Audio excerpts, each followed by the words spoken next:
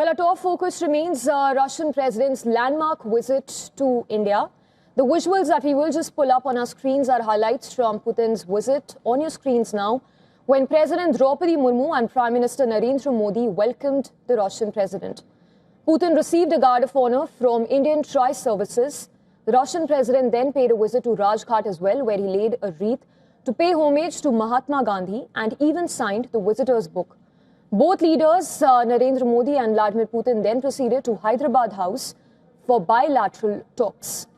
So on your screens are highlights from Russian President's landmark visit to the country, highlights the significance of the visit and the ties between the Russian President and his Indian counterpart. Let's go across to Scott Lucas, who's joining us on the broadcast. He's Professor of International Politics, Clinton Institute University College in Dublin. Lucas, appreciate you joining us on the broadcast. Of course, on your screens are highlights of the Russian President's visit to India.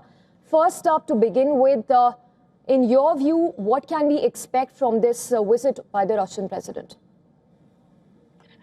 Well, I think it's very interesting in that, beyond the ceremony, beyond the grand reception for Putin, we clearly see that the Russians need a good news story, and the Russians need some type of economic boost, given that they do have this relatively stalled invasion of Ukraine that's going into its fifth year, making very little progress and under pressure from many in the international community to halt that invasion.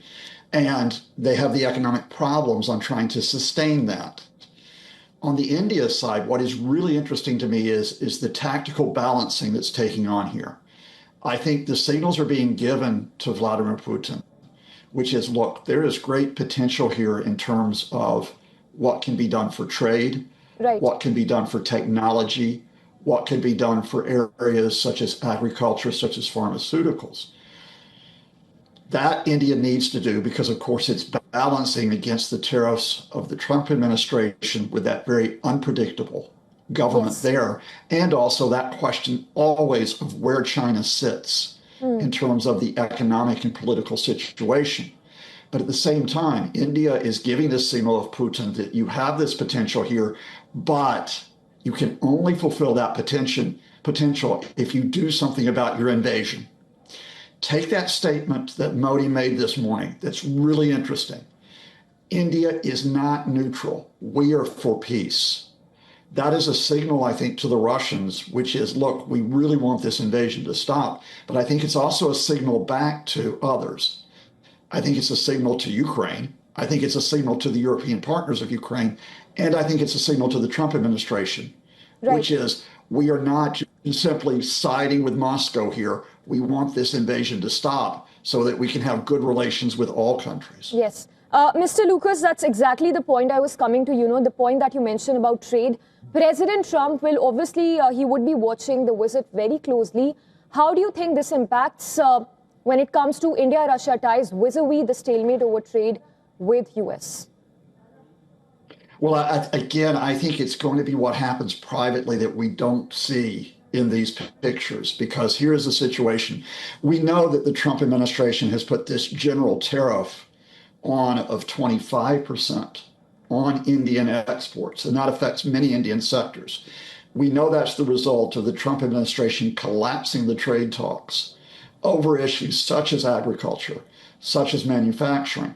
But the additional 25% tariff, of course, was because India is purchasing Russian oil. And whatever you think about whether or not that is fair, that tariff, the result has been that 6 of 7 Indian oil companies are now halting or restricting their purchases of Russian oil.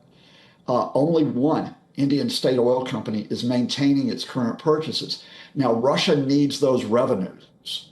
Russia needs to have that to keep the invasion going and to keep its economy going. So I think India, on the one hand, is flattering Vladimir Putin, but I think they are not going to, at this point, give a signal they're going to defy the United States over those secondary sanctions that they risk if they ramp up their oil purchases again from Moscow. Yes, Mr. Lucas, just last question before we let you go. If you were to point the strategic domains where both the sides would be looking to advance, what are those specific areas where both sides are looking to make advances? I really think this is tactical, not strategic. And I want to emphasize the difference. Strategic is like you make this long run decision for a partnership that is almost a priority in terms of what you're doing. I think what India here is doing is very tactical. And the tactical here is, look, we want to maintain our autonomy. We don't want the Americans to dictate what we do. We don't want the Chinese to dictate what we do. So we will have these tactical relations with Russia, which may bring economic benefit to us. At the same time, we are not going to have this open-ended relationship with Moscow. We want to tactically be able to protect our relations with the United States and with Europe. Remember that India has tactically signed a trade deal with the UK, and there's the possibility of a trade deal with the European Union. You don't want to cut those off by getting too close to Moscow. Yes. Mr. Lucas, appreciate you joining us on the broadcast, and important that you mentioned about the FTA that's been inked between India and UK. We will keep speaking to you to get your insights. Thank you for speaking to WION. Thank you, and thank your viewers.